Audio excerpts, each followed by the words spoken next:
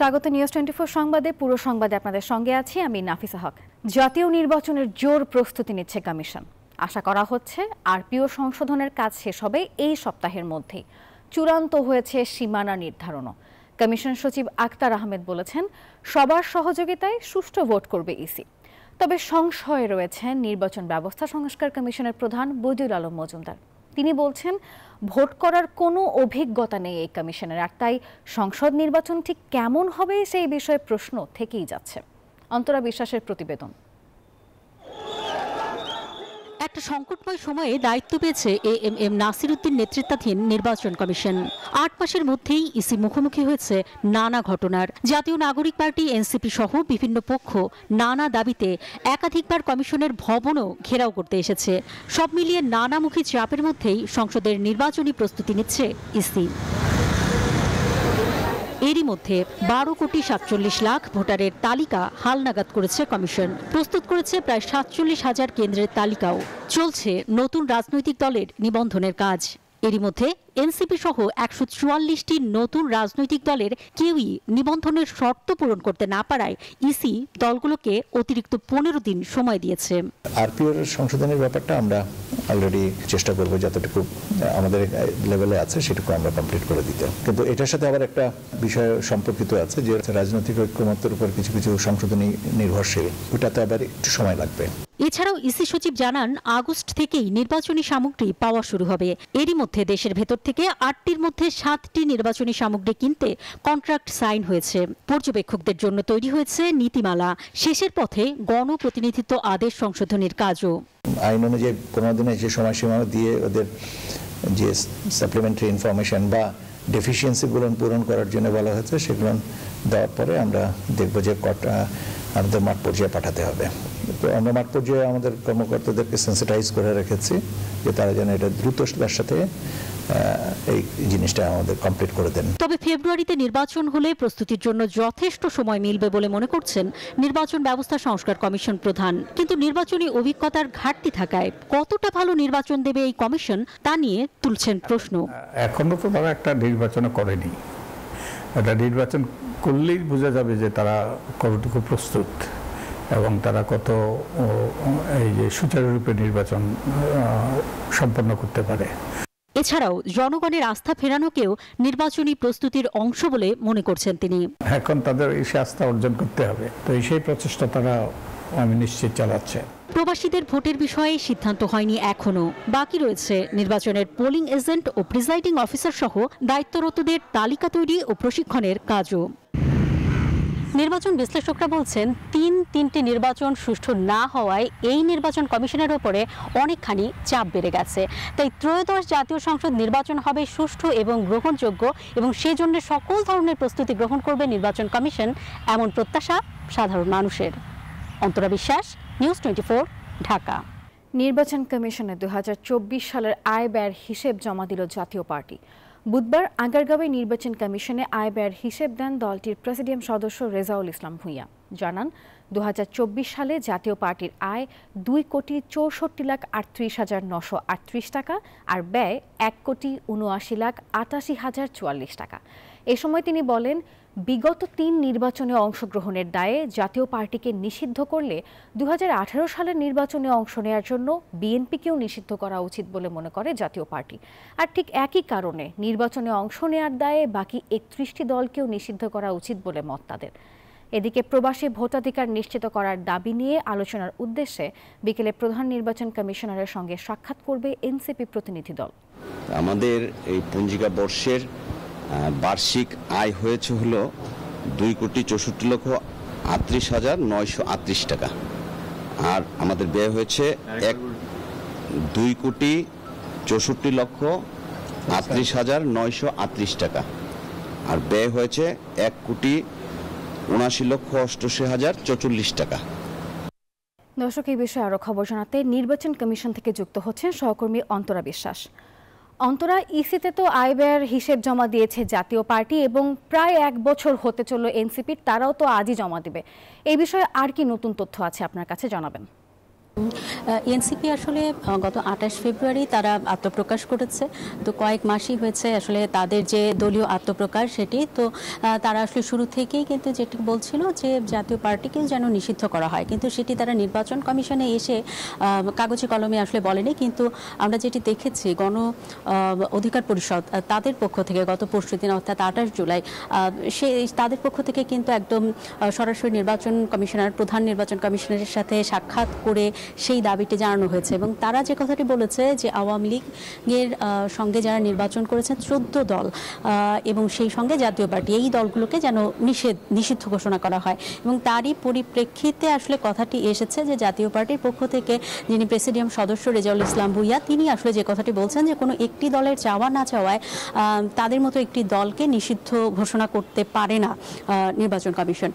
সুতরাং এই ধরনের অনেক ধরনের দাবি অনেকে আসলে তুলতেই পারে, কিন্তু তারা আসলে গণপ্রতিনিধিত্ব আদেশের যত ধরনের নিয়ম রয়েছে সবই পূরণ করেছে। সুতরাং তাদেরকে কেউ নিষিদ্ধ করতে বলবার আসলে কেন বলছে সেটি নিয়ে আসলে তারা প্রশ্ন তুলেছেন। আরেকটি বিষয় হচ্ছে এনসিপি আজকে পোস্টাল ভোটের বিষয়ে কথা বলতে আসবে এবং আপনি জানেন যে পোস্টাল ভোটের প্রবাসী ভোটের বিষয়ে কথা বলতে আসবে এবং প্রবাসী ভোটটি আসলে কিভাবে হবে, পোস্টাল ভোটের মাধ্যমে কি তাদের ভোটটি নেওয়া হবে নাকি অন্য কোনো পদ্ধতিতে নেওয়া হবে, যেহেতু এখন ডিজিটাল যুগ চলছে, তো সেই ডিজিটাল পদ্ধতিতে নেওয়া হবে নাকি অন্য কোনো বিষয়ে আলোচনা হবে, সেটি কিন্তু এখনও সিদ্ধান্ত নেওয়া হয়নি। এবং নির্বাচন কমিশনার মাসুদ রহমানেল তিনি কিন্তু আসলে বারবারই যে কথাটি বলছেন যে এখনও তারা সিদ্ধান্ত নিতে পারছেন না। এবার হয়তো পাইলটিং সিস্টেমে হয়তো অল্প কিছু জায়গায় তারা এরকম পোস্টাল ভোটের আয়োজন করতে পারেন প্রবাসী ভোটারদের জন্য, বা কোন পদ্ধতিতে নেওয়া হবে সে বিষয়ে সিদ্ধান্ত হয়নি, বা আদৌ নেওয়া হবে কিনা সেই বিষয়টিও এখনো পর্যন্ত আলোচনাধীনই আসলে রয়েছে। এছাড়াও আপনি জানেন যে আজকালের মধ্যেই সীমানা নির্ধারণের বিষয়েও আসলে নির্বাচন কমিশনের পক্ষ থেকে কিছু বলবার যে আভাস সেটিও আসলে জানা যাচ্ছে। এই ছিল আমার কাছে এখান থেকে সর্বশেষ খবর। অন্তরা, ধন্যবাদ আপনাকে।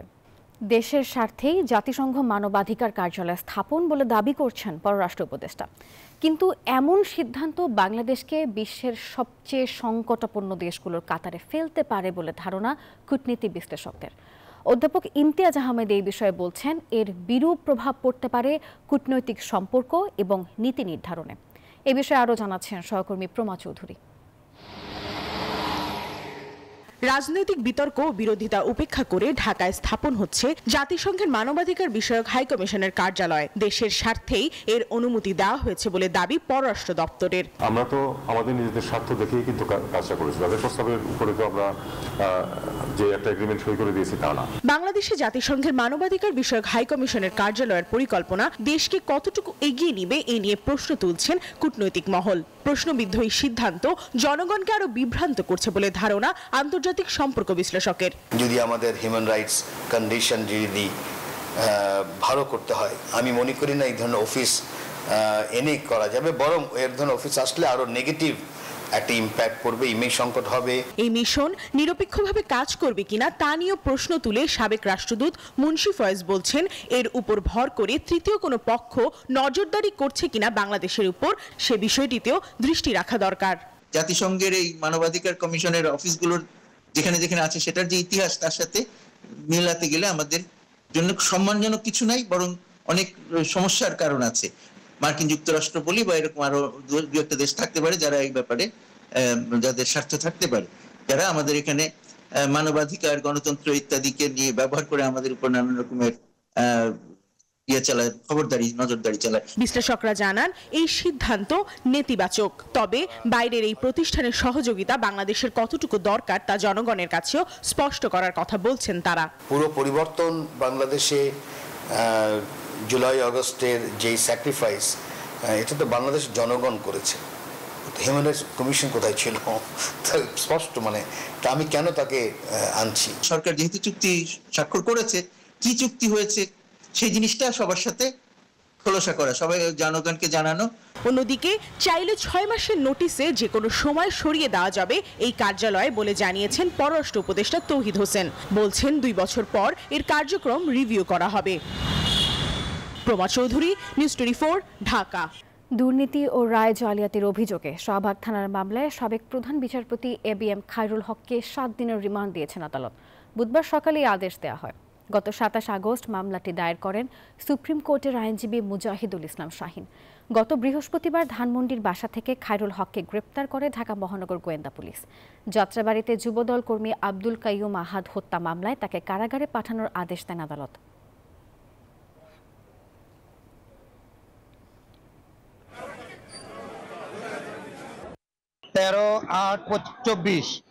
একটা মামলায় সাবেক প্রধান বিচারপতি ওনাকে বিজ্ঞ আদালতে শুনানি দেখানো হয়। এটা উদ্ঘাটন করার জন্য 10 দিনের আয়ুষ সাহেবের প্রার্থিত মতে 10 দিনের রিমান্ডের প্রয়োজন। বিজ্ঞ আদালত আমাদের কথা শুনেন, সন্তুষ্ট হয়ে এবিএম খায়রুল হককে 7 দিনের রিমান্ড মঞ্জুর করেন। ৭১-এর মানবতা বিরোধী অপরাধের দায়ে আওয়ামী লীগের সাবেক নেতা মোবারক হোসেনের ট্রাইব্যুনালের মৃত্যুদণ্ডের রায় বাতিল করে খালাস দিয়েছেন আপিল বিভাগ। প্রধান বিচারপতি সৈয়দ রেফাত আহমেদের নেতৃত্বাধীন 5 বিচারপতির আপিল বেঞ্চ মঙ্গলবার এই আদেশ দেন। মুক্তিযুদ্ধকালে মানবতা বিরোধী অপরাধের মামলায় 2014 সালের 24 নভেম্বর সাবেক আওয়ামী লীগ বহিষ্কৃত নেতা মোবারক হোসেনকে মৃত্যুদণ্ডাদেশ দেয় বিচারপতি এম এনায়েতুর রহিম, বিচারপতি জাহাঙ্গীর হোসেন ও বিচারপতি আনোয়ারুল হকের সমন্বয়ে গঠিত আন্তর্জাতিক অপরাধ ট্রাইব্যুনাল 1। ফাঁসির দড়িতে ঝুলিয়ে সর্বোচ্চ সাজা কার্যকরের আদেশ দেওয়া হয়। ৭১-এ মোবারক ব্রাহ্মণবাড়িয়ার রাজাকার বাহিনীর অন্যতম সদস্য ছিলেন বলে রায়ে বলা হয়, আর তার বিরুদ্ধে 5টি অভিযোগের মধ্যে 2টি প্রমাণিত হয়। এর একটিতে মৃত্যুদণ্ড এবং অপরটিতে যাবজ্জীবন কারাদণ্ডাদেশ দেয় ট্রাইব্যুনাল। পরে মৃত্যুদণ্ড থেকে খালাস চেয়ে মোবারক হোসেন আপিল করেন। তিনি 2012 সাল পর্যন্ত ব্রাহ্মণবাড়িয়ার আখাউড়া উপজেলার মোগরা ইউনিয়ন আওয়ামী লীগের সাংগঠনিক সম্পাদক ছিলেন। দর্শক, বার্ন ইনস্টিটিউটে মৃত্যুর সঙ্গে পাঞ্জা লড়ছেন মাইলস্টোনের দগ্ধ শিক্ষার্থীরা। সেখানকার বর্তমান পরিস্থিতি জানাতে যুক্ত হচ্ছেন সহকর্মী মাহমুদ হাসান। হাসান, জানাবেন বার্ন ইউনিটে আজকের কি পরিস্থিতি, কি অবস্থা দেখছেন বিস্তারিত? নাফিসা, বার্ন ইনস্টিটিউটে যে 33 জন ভর্তি আছে তাদের অবস্থা কিন্তু এখনো অপরিবর্তিত আছে এবং তারা চিকিৎসক যারা আছেন তারা কিন্তু তাদেরকে নিবিড়ভাবে পর্যবেক্ষণ করছে। আইসিইউ এবং ক্রিটিক্যাল মিলিয়ে এখানে আছেন 4 জন। তাদের অবস্থা আসলে আরও বেশি নিবিড়ভাবে পর্যবেক্ষণ করা হচ্ছে, কারণ আসলে শিশুর ক্ষেত্রে কখন অবস্থার পরিবর্তন হয় এই বিষয়টা কিন্তু আসলে শঙ্কার মধ্যে থাকেন চিকিৎসকরা, এবং তারা কিন্তু নির্দিষ্ট সময় পর পর বোর্ড মিটিং করে এই সব আহতদের আসলে পর্যবেক্ষণ করছেন এবং তাদের বিষয়ে আরও নতুন কি পদ্ধতি, চিকিৎসা পদ্ধতি আনা যায় সে বিষয়টা কিন্তু তারা আওতায় আনার চেষ্টা করছেন। এবং বহির্বিশ্ব থেকে যারা প্রতিনিধি দল আছেন তাদের সাথে পরামর্শ করে এই চিকিৎসা কাজ এগিয়ে নেওয়া হচ্ছে। 2:30 পরপরই আসলে জাতীয় বার্ন ইনস্টিটিউটের পরিচালক এখানে ব্রিফ করবেন, তারপরে আসলে পরবর্তীতে যে আপডেটটা তিনি জানাবেন সেটা হয়তো জানাতে পারবো। আর এই জাতীয় বার্ন ইনস্টিটিউটে এখন পর্যন্ত মৃতের সংখ্যা 18 জন, যেটা গত পরশুদিন পর্যন্ত ছিল, এবং গতকাল এবং আজকে এখন পর্যন্ত কোনো শিশু মারা যায়নি। এটা একটা ভালো খবর দিয়েছেন জাতীয় বার্ন ইনস্টিটিউটের কর্তৃপক্ষ। আর আরেকটি বিষয় যেটা জানাতে চাই সেটা হচ্ছে যে এইখানে যারা চিকিৎসা নিচ্ছেন তাদের শারীরিক অবস্থার পাশাপাশি তাদের মানসিক বিকাশ এবং মানসিক যে ট্রমাটাইজ তারা, সেই বিষয়টা বিবেচনা করে তাদের মানসিকভাবে বিকাশ করেই তারপরে তাদেরকে আসলে এখান থেকে রিলিজ দেওয়া হবে এবং সেটা পর্যায়ক্রমে জাতীয় বার্ন ইনস্টিটিউট থেকে তাদেরকে রিলিজ করা হবে। তো এই ছিল জাতীয় বার্ন ইনস্টিটিউটে আমার কাছে সর্বশেষ তথ্য। নাফিসা। মাহমুদ, ধন্যবাদ আপনাকে। জুলাই আন্দোলনের শহীদদের স্মরণে আশুলিয়ার শ্রীপুর এলাকায় আজ স্মরণ সভার আয়োজন করেছে বিএনপি। আর এতে ভার্চুয়াল মাধ্যমে বক্তব্য রাখবেন বিএনপির ভারপ্রাপ্ত চেয়ারম্যান তারেক রহমান। শেষ মুহূর্তের প্রস্তুতি শেষে সভাস্থলে আসছেন নেতাকর্মীরা। জুলাই আগস্ট গণ অভ্যুত্থানের শোক এবং বিজয়ের প্রথম বর্ষপূর্তি উপলক্ষে মাসব্যাপী কর্মসূচি হাতে নিয়েছে বিএনপি, আর এরই অংশ হিসেবে এই আয়োজন করেছে দলটি।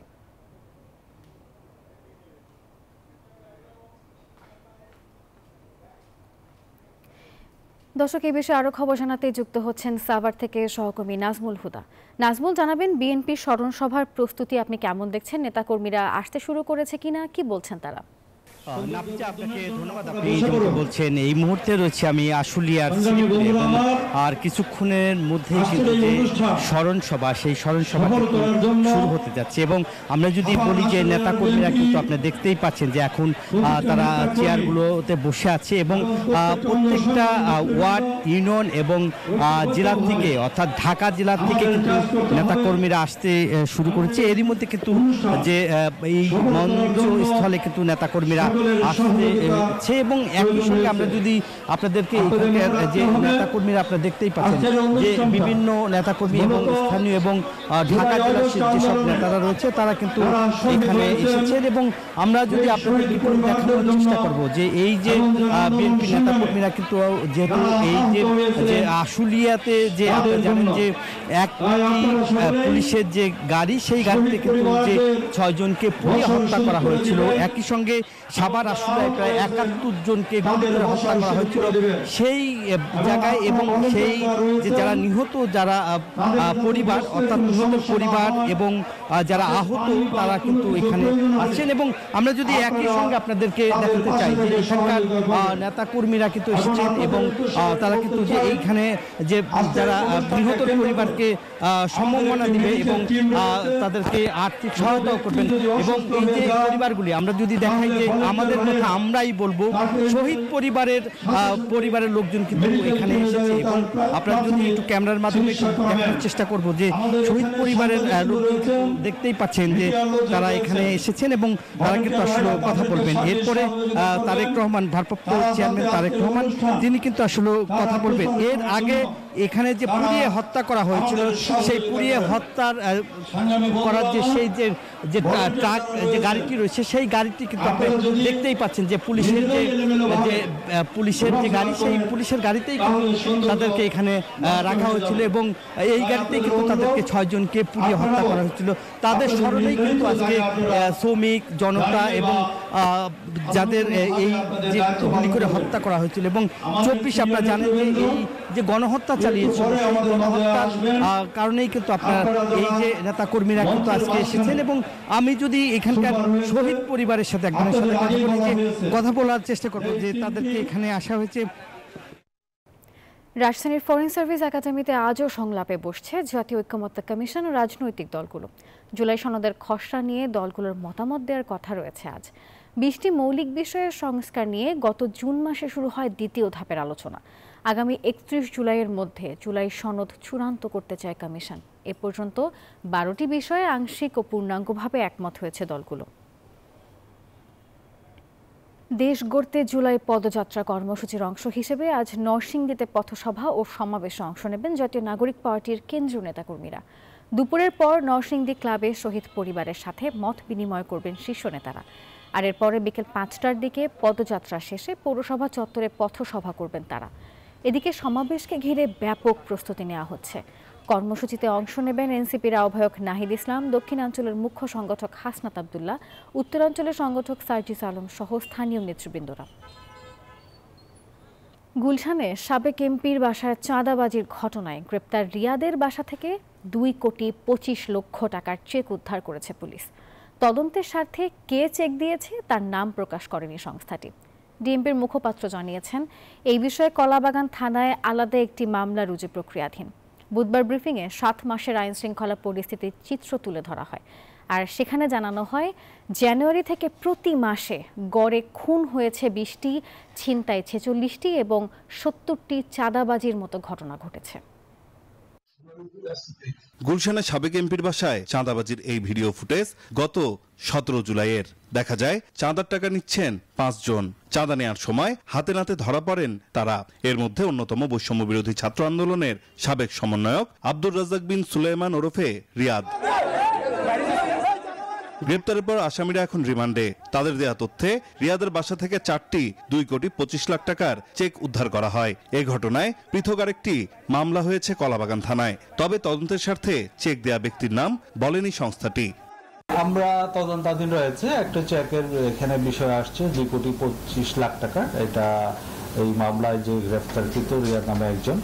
আমরা অন্যান্য বিষয়গুলো তদন্ত করছি। এখানে যারা জড়িত ছিল তারা ব্যতীত আর অন্য কেউ আছে কিনা সেটাও আমরা তদন্ত করে দেখছি।